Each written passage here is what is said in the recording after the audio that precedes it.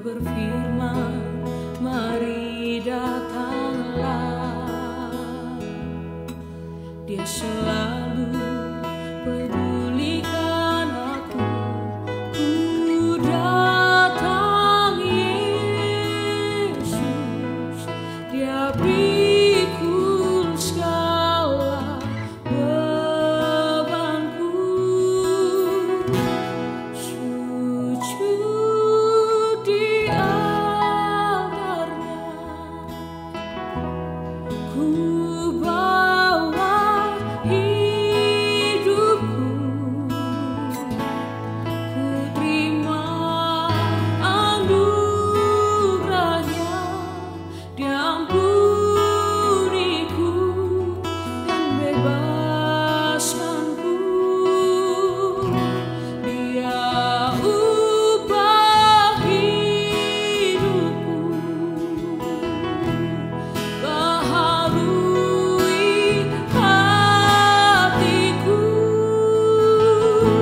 Sesuatu terjadi saat datang di altarnya.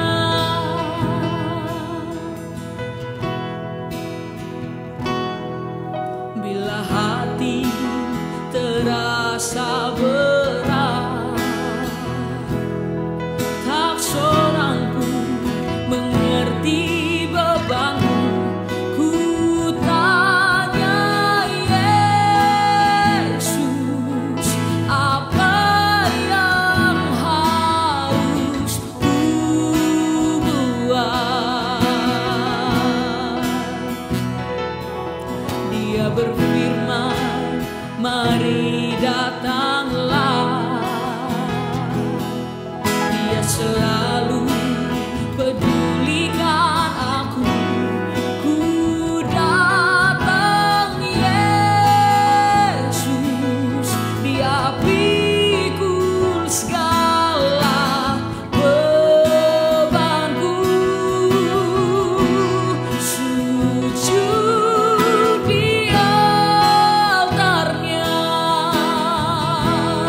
ku bawa hidupku. Ku terima anugerahnya, Dia ampuniku dan bebaskanku. Dia ubah hidupku, baharui hatiku. Sesuatu terjadi saat datang di altarnya. Sujud di altarnya, ku bawa hidupku. Ku terima anugerahnya, Dia ampuniku dan bebaskanku. Dia ubah hidupku, baharui hatiku. Sesuatu terjadi, mukjizat terjadi. Sesuatu terjadi saat datang di altarnya.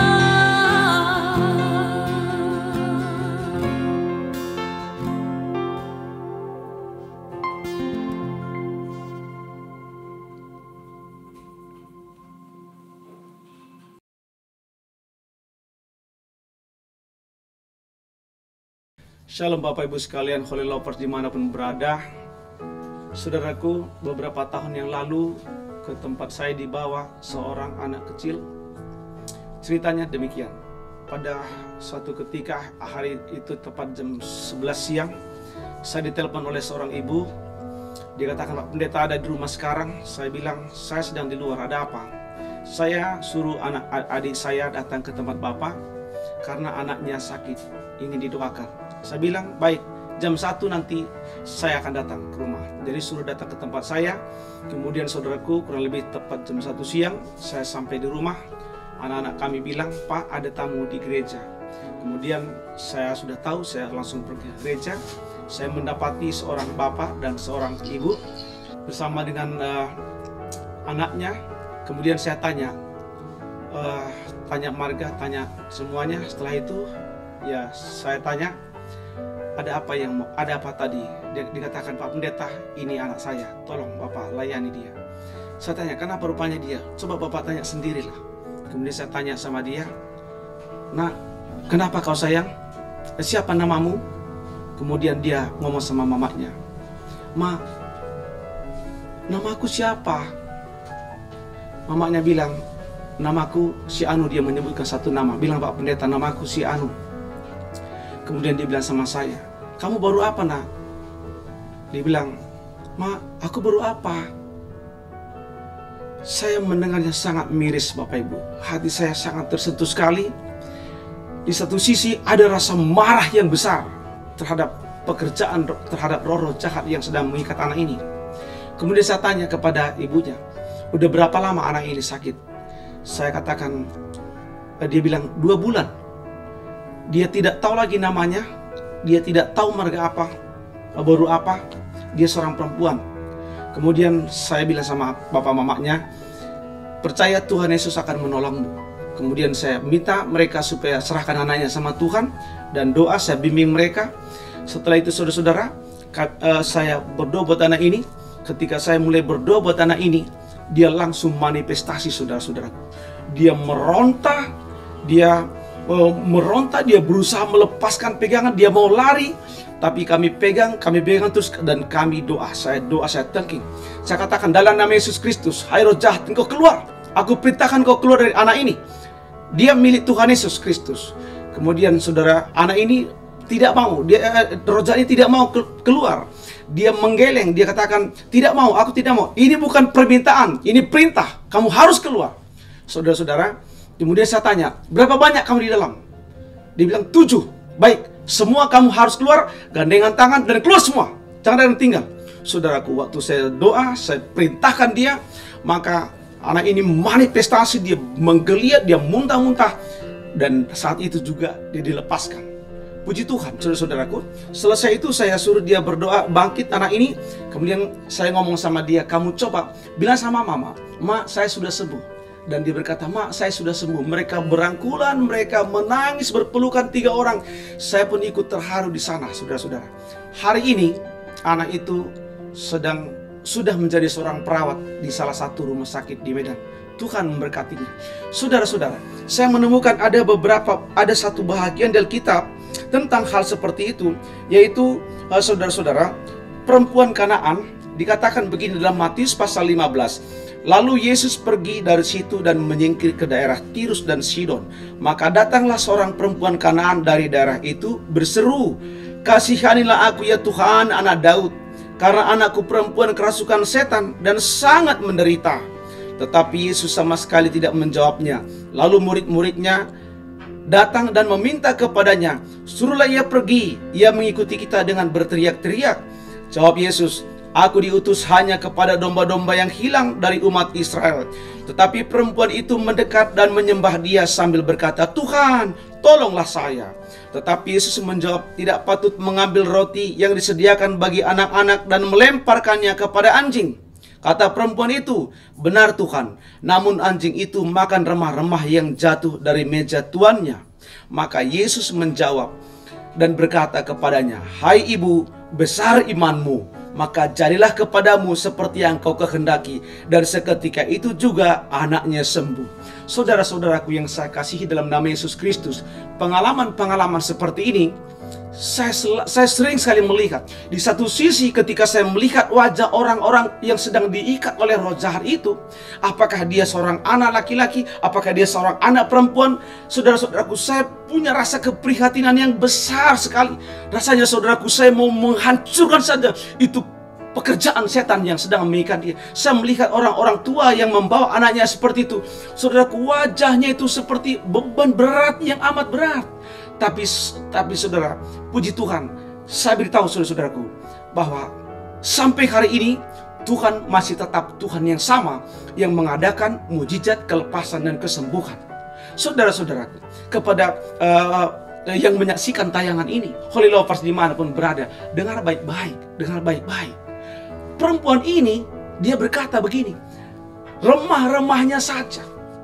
Coba gambarkan dulu dalam pikiran, coba kita mencari sebuah gambaran dalam pikiran si ibu ini, bagaimana dia memahami Yesus, sehingga ketika orang ini meminta kepada Yesus dan Yesus mengibaratkan bahwa pertolongan itu adalah roti, maka saudara-saudara, dia berkata remah-remahnya saja. Saudara-saudara, remah-remahnya saja. Dengar baik-baik, saudara-saudaraku. Bahagian terkecil dari Tuhan Yesus Kristus lebih dari cukup bagimu.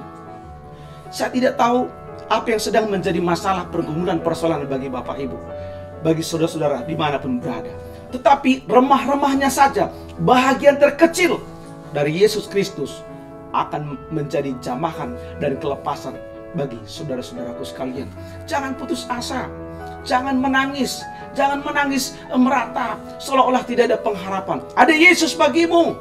Yesus tidak pernah berubah, saudara-saudaraku. Dulu, sekarang, sampai selamanya dia tidak berubah. Kalau dulu dia mengadakan mujizat, hari ini pun mujizat itu masih ada. Apakah sudah lupa saudara-saudara dengan seorang perempuan yang sakit pendarahan 12 tahun? 12 tahun sakit pendarahan. Kalau sekarang ini mungkin itu disebutkan semacam kanker rahim atau bagaimana. Tapi saudara-saudaraku, dia berkata begini, ujung jubahnya saja. Ujung jubahnya saja. Saudara-saudara, Tuhan yang sama hari ini, saya percaya, yang datang kepadamu, yang memberikan diri kepadamu, bukan hanya remah-remah, bukan hanya ujung jubahnya saja, tetapi saudaraku, dia datang dalam satu pribadi, dan engkau bisa panggil dia di mana saja. Di tempat engkau berada sekarang, Tuhan ada bersamamu. Engkau bisa panggil dia. Engkau berkata, Tuhan, hatiku sedang galau, aku sedang dalam masalah, anakku di Jakarta, anakku di Papua. Saudara-saudaraku, engkau bisa berdoa, angkat tangan kepada Tuhan, percaya kepada Tuhan. Tuhan Yesus tidak akan mengecewakanmu. Dia mencari jawaban untuk semua. Saudara-saudaraku, sekali waktu ada seorang ibu yang mengalami penyakit pendarahan yang seperti yang saya katakan, saudaraku. Ketika saya sampaikan firman Tuhan, maka saya berkata kepada dia, ibu, Tuhan yang sama ada di tengah-tengahmu sekarang. Dia sedang berjalan. Kalau dulu seorang ibu sakit pendarahan ini, dia berkata, aku jamah saja jubahnya, maka hari ini pun engkau bisa menjamah dia. Saudara-saudaraku, waktu kami datang ke rumahnya, saudara-saudara, dia sudah pakai oksigen, kemudian dia tidur nggak lagi di tempat tidurnya karena kamarnya itu punya kamar tempat tidur sendiri, kamar mandi sendiri. Dia pakai selang untuk langsung ke kamar mandi. Saudaraku, menderita sekali. Tapi saudara tahu, begitu kami berdoa, dia bangkit dari tempat tidurnya, dia berdiri, dia cabut semua selang-selangnya, dia keluar rumah dan mengalami mujizat Tuhan. Tuhan Yesus memberkati ibu ini. Saudara-saudara, dengar baik-baik. Saya mau ambil waktu ini hanya sedikit saja. Saya tidak akan lama, hanya sedikit saja. Izinkan saya untuk berdoa untuk teman-temanku, Bapak Ibu, saudara-saudara dimanapun berada sekarang. Sampaikan permohonanmu kepada Tuhan. Tuhan akan menjawab engkau. Tuhan Yesus, aku berdoa buat saudara-saudaraku dimanapun berada hari ini, yang sedang mengalami tekanan, yang sedang mengalami masalah, gangguan kesehatan, sakit penyakit, ikatan kuasa kegelapan. Aku berdoa kepadamu Tuhan, jamah dengan kuasamu, mujizatmu turun ke atas dia. Setiap sakit penyakit, terangkat engkau dari sana, hai penyakit. Kuasa kegelapan, pergi kau dari sana. Demi nama Yesus Kristus. Demi nama Yesus Kristus. Tuhan memberkati orang-orang percaya ini. Terima kasih Bapa, mengucap syukur kepadamu. di dalam nama Tuhan Yesus Kristus. Amin. Tuhan Yesus memberkati kita sekalian. Kabarkan Injilnya, selamatkan jiwa. God bless you. Holy Lovers, mari dukung channel ini dengan cara like, comment, share, dan subscribe channel ini.